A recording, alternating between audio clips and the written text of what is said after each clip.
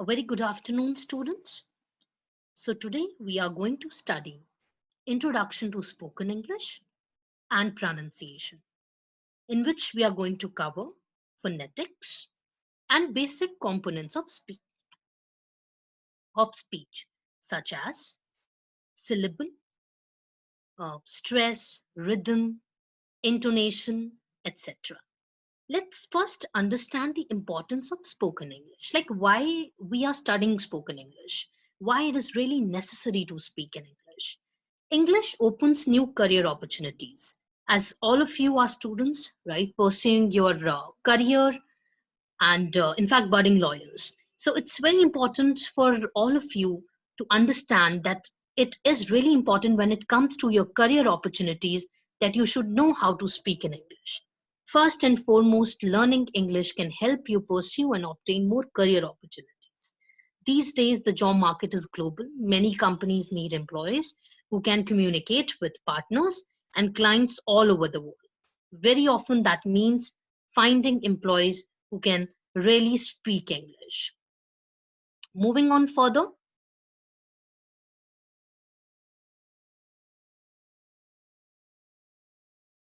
so we have to understand other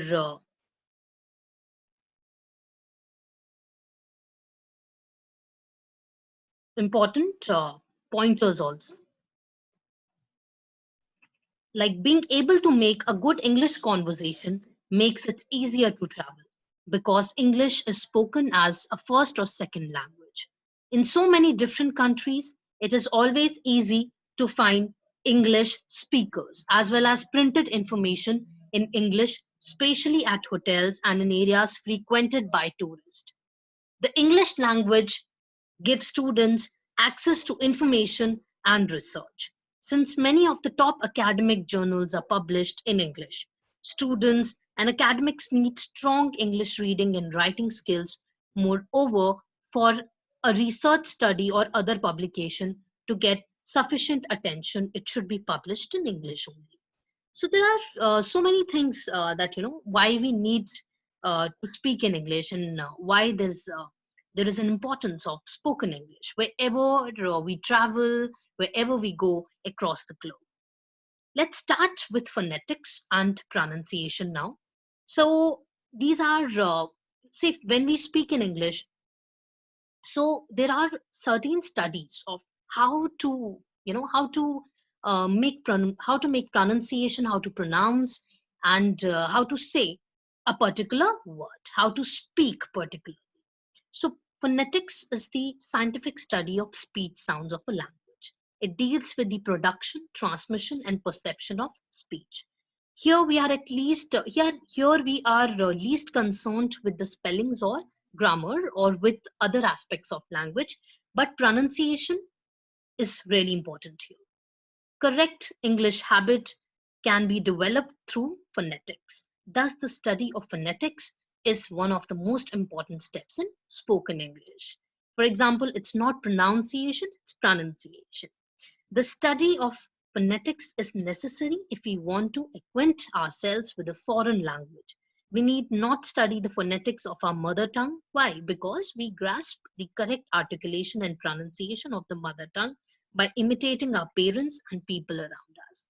But in the case of a foreign language like English, the study of its phonetics is very essential if you really want to do so.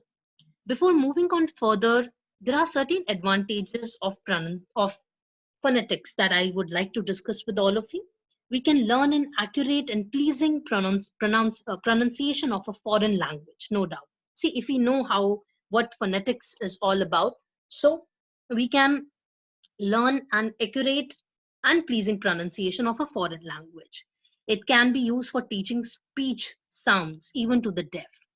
It is useful to modify speech habits or to develop new speech habits. It makes us able to differentiate sounds of one language from those of others. So that's why it is known as the study of speech and the study of sound of a speech. So that is why it's important. And It also helps in the study of philology, science of language. You know how language is formed, uh, how basically how a sound of a particular word comes out. So everything is covered by phonetics. Okay, so phonetics and its branches. The field of phonetics is a multiple layered subject of linguistics that focuses on speech. In the case of oral languages, there are three basic areas of study, like articulatory phonetics, the study of the production of speech sounds by the articulatory and vocal tract by the speaker. Um, Acoustic phonetics, the study of the physical transmission of speech sounds from the speaker to the listener. Auditory is coming from audio, sound, right? The study of the reception and perception of speech sounds by the listener. That is what auditory phonetics is all about. So we have these three basic areas of the study that if you really want to study phonetics in depth, so these are three major areas of the study: articulatory phonetics, acoustic phonetics, and auditory phonetics. Now, a phoneme. Phoneme is a unit of sound that distinguishes one word from another in a particular language. An example of a phoneme is C in the word car, since it has its own unique sound.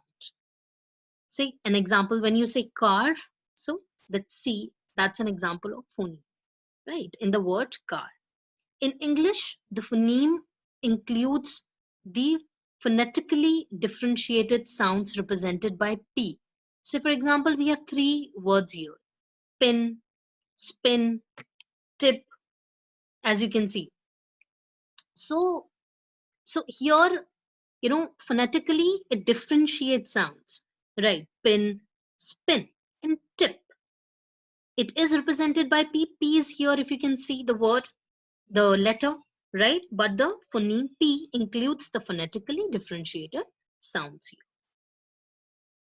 Now let's move on to these, components of speech that we can talk about. A syllable is a unit of sound that creates meaning in language. Consonants join vowels to create syllables. Syllables can have more than one consonant and more than one vowel as well. However, the consonants and vowels that create the syllable cannot make more than one sound. Okay, so now we are going to study different syllables. Like some words they have one syllable, which is known as monosyllabic, and some ones they have many syllables, that is polysyllabic. Let's move on to the examples. Single vowel sound, like man. This word has two consonants, man. Along with me, whatever words I am pronouncing right now, so please make sure that you're also doing the pronunciation here. Okay, so this word has two consonants and one vowel. The one vowel sound, the short A joins with the two consonants to create one syllable, if you can say M-A-N, right? I hope you understand the consonant, the alphabets apart from the vowel that we have: A, E, I, O, U. A, E, I, O, U. Five vowels that we have in English alphabets. So M-A-N, that is man. The one vowel sound, the short A joins with the two consonants to create one syllable. Cry. This word has two consonants and one vowel. The one vowel, the long I sound formed by the Y, if you can understand. Here, there is no, as per like, there's no A, E, I, O, U, but if you will see the one vowel, the long I sound formed by the Y joins with the two consonants to create one syllable. Cry. Say cry. Double vowels with single sound. Brain. This word has three consonants and two vowels. The two vowels create one vowel sound in long A sound, brain. The single vowel sound joins with the three consonants to make one syllable. Tree. This word has two consonants and two vowels here, if you can see. The two vowels create one vowel sound, a long E sound. Tree. The single vowel sound joins with the two consonants to make one syllable. Let's move on further. Polysyllabic words. First of all, what do you mean by polysyllabic words? Words with more than one syllable known as polysyllabic words. Words more than one syllable. Polysyllabic. We have few examples here, like two syllables. This word has three consonants and two vowels here. Like baker. Bake, two consonants, BK plus one vowel A. ER one vowel, E plus one consonant R. Let's move on to the next one. Growing. Two syllables. This word has five consonants and two vowels here. Grow, three consonants G, R, and W, plus one vowel O. Growing, ING, one vowel I, plus two consonants NG. So here we have word with more than one syllable. It means we have two syllables here. Terrible, three syllables. That's why polysyllabic words. Terrible. How three syllables here? Syllables here. This word has five consonants and three vowels, if you can see.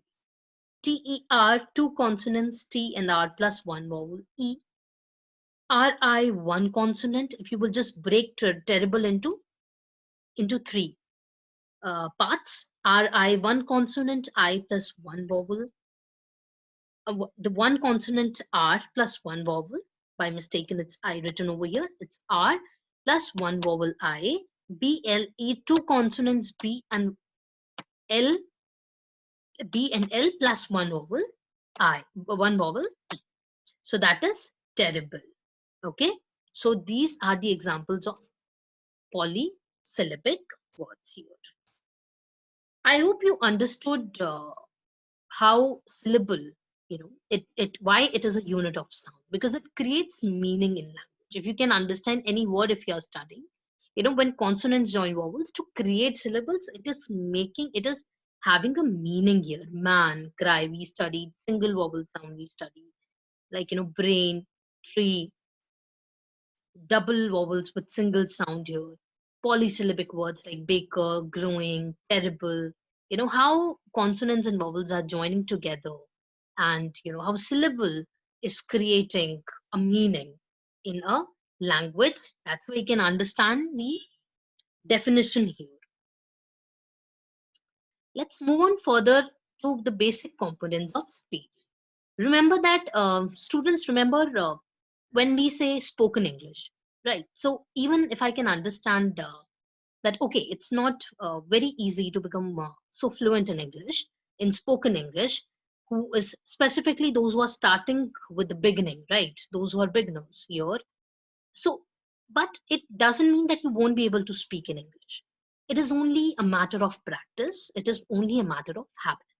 The more you are being habitual in speaking English, or you can say in spoken English, so more you will be able to, uh, you know, you will be able to get that command over English. So don't worry about it. Keep practicing. Whatever I'm saying, try to at least, try to at least pronounce words. So please work on your pronunciation part, so that slowly and gradually uh, you will be able to develop your pronunciation skills. Plus, you will be able to develop your spoken English. Moving on further, let's discuss the basic components of speech now. Very important, because when you speak, when it's about the sound of a word, sound of a speech, but phonetics is all about. So there are certain components of speech. In order to understand the sound, we have to understand these components. Like the first component that we are having is stress. Rhythm is the next, and third is intonation. Now, you must have seen so many examples in your day-to-day life. Whenever we speak in English, right, there are certain words, and there are certain sentences. Not no doubt we're using words over there as well. But when we speak, so we are putting stress on certain words, and on certain words we are not putting stress, right? So stress is the relative emphasis that may be given to certain syllables in a word or to certain words in a phrase or sentence. So what stress is all about? It is the relative emphasis that may be given to a certain syllables in a word or to certain words in a phrase or sentence. In English, stressed syllables are louder than non-stressed syllables. Also, they are longer and have a higher pitch. Remember that in no doubt English is a beautiful language. At the same time, it's a stressed timed language. Actually, English is a stress timed language. That means that stressed syllables appear at a roughly steady tempo, whereas non-stressed syllables are shortened. We put more emphasis, we put more effort when we put stress on a particular word. Say, for example, these highlighted ones, the darker ones, for example, holiday. Say, and please, this can be one of the interesting exercises that you can do along with me. Just with watching this video, we both, all of us can do this together. So, say after me, holiday, alone. So the darker the alphabets here in this word, say holiday. So here, why I have already highlighted the holiday part, because here we are putting stress. Alone, confidential. See here, the stress is on con and den, if you can see. And please, if you can just say it out, it will help you to understand. Confidential. Degree. Stresses here on degree. Weaker. Weak. Weak is the one where we are putting stress. Nervous. Parents. Parents. PA. Nervous. Weaker. Degree. Holiday. So here you can understand the word is, there's a single word given here like degree, but the stress is on DE. Degree. Right. So that is what stress is all about. It means that stressed syllables appear at a roughly steady tempo, whereas non-stressed syllables are shortened, like weaker, ER for a shortened time, whereas weak is for that longer duration. Weaker, degree. Okay, I hope you understood the meaning of stress and how we can understand or we can identify stress on certain words. Remember, students, whenever we speak a sentence, right? So there also stress on a certain word can be identified, and it will help you to understand the intensity of certain things, right? You will be able to understand the situation, the mood, everything with the help of stress on a particular word. Let's move on to the next basic component of speech, that is intonation. Intonation is the variation which takes place in the pitch of connected speech. The tune we use adds something to the words. It adds the speaker feeling, and the tune we use adds something to the words. It adds the speaker's feeling at the moment. This way of using tunes is called intonation. So, a very basic thing here that we can understand. See, it is the variation which takes place in the pitch of connected speech, right? The tune we use adds something to the words. So sometimes it happens high pitch, low pitch, right? The kind of feeling that you have at that particular moment. So here, intonation in the sound of a speech will help you, or will, somewhere will be able to express your feeling at that moment. So this way of using tunes is called intonation. Like thank you may be said in two ways. Say for example, just say along with me. In the first case, the voice starts high and ends low. For example, thank you. In the second way, the voice starts low and ends high. Say this shows so for example, how can we say thank you in two different ways? Let's start with the first case. Thank you. Now the second way, thank you. Right? So intonation is the variation which takes place in the pitch of connected speech. So it's basically high note, low note, or either you start with high note and ends with low note, or you start with low note and ends that with high note. So it depends on you, and it depends on the speaker's feeling at that moment. This shows a rather casual acknowledgement of something not very important. If you can see in the second way, if I said I'm starting with a low note, thank you. So something not very important. But if something is really like you acknowledge that something is really important, so definitely I'll be starting that with thank you for doing this. Let's move on further. When someone utters an echo, or asks declarative questions like he found it on the street, the intonation, that is the voice basically, is rising to higher pitch at the end. He found it on the street. When someone asks a why question, like where did he find it, or utters a statement like he found it on the street, the intonation, that is voice, is falling to the lower pitch at the end. You can yourself you know you can yourself evaluate this. You can yourself do this exercise. For example, if I'm saying he found it on the street, he found it on the street. Where did he find it? So at the end, the pitch is low. Yes or no questions, like did he find it on the street, often have a rising end, but not always. Right? Did he find it on the street? So that is how you can see right now from if I'm speaking, there are variations in my tone, in my pitch. That is what intonation is all about. Let's understand another very important component of uh, basic component of a speech, that is rhythm. So what is rhythm? Rhythm is a flow, movement, procedure, etc., characterized by basically regular recurrence of elements or features, has beat, or you can say accent, in alternation with opposite or different elements or features. Right.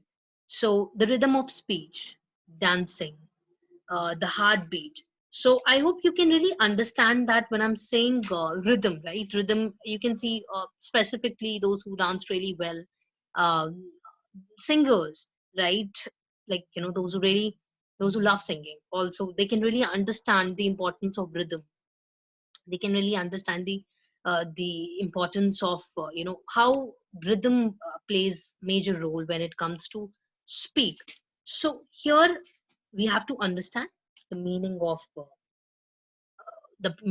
rhythm, and at the same time the importance of rhythm. So now we can definitely understand this with the help of few examples here. Okay, so such recurrence pattern of flow or movement we can also talk about, right, as a beat, accent, and alternation with opposite or different elements or features, the rhythm of speech, dancing, the heartbeat, etc. rhythm, when words are arranged in such a way that they make a pattern or a beat. That's why it's like we keep on saying when we dance that follow rhythm, please. That you have to follow the rhythm properly, and if you're missing the beat, right, that is making the entire dance or whatever the song somewhere some inappropriate. I mean, somewhere you're not finding that perfect. So when words are arranged in such a way that they make a pattern or beat, example, there once was a girl from Chicago. I'm making a pizza the size of the sun, right? See, rhythm matters here.